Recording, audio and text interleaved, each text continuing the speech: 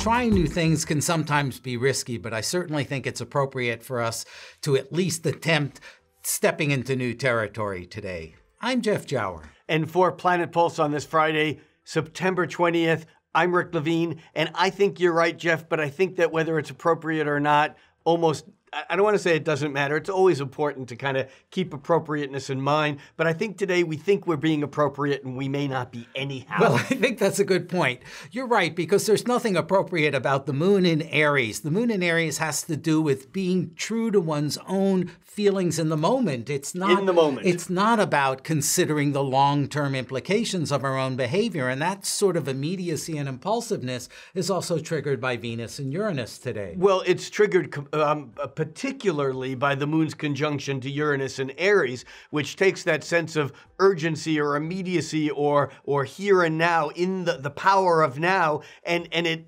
doubles it, it triples it, it adds something to it that says all there is now. The lightning, when it strikes, it's now. It's always in the moment. And then you add the complexity of both the moon conjuncting Uranus, of both moon and Uranus's quincunx to Venus, and then it gets complicated because it says whatever we do in the moment may not feel right the moment after. Right, but sometimes we have to make mistakes to wind up in the right place. And I think today is much more about taking those risks and pushing up the boundaries than trying to stay in a narrow corridor of safety.